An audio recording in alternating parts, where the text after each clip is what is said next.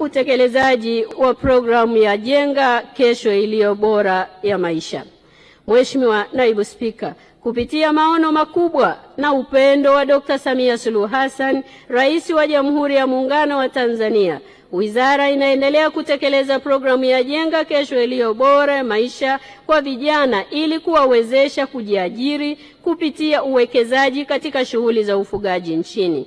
Kupitia programu hiyo, jumla ya vikundi 20 vyenye vijana 106 wamepatiwa ekari 1761 katika ranchi ya Kagoma na kupewa mkopo usio na riba wa jumla ya shilingi milioni 934,231 kupitia Benki ya Maendeleo ya Kilimo Tanzania kwa ajili ya kuendesha shughuli za unenepeshaji ng'ombe. Hadi Aprili 2025, jumla ya ng'ombe 627 wenye thamani ya shilingi milioni 455,440,000 walinunuliwa kwa wastani wa shilingi 720,000 kwa kila ng'ombe na kunenepeshwa.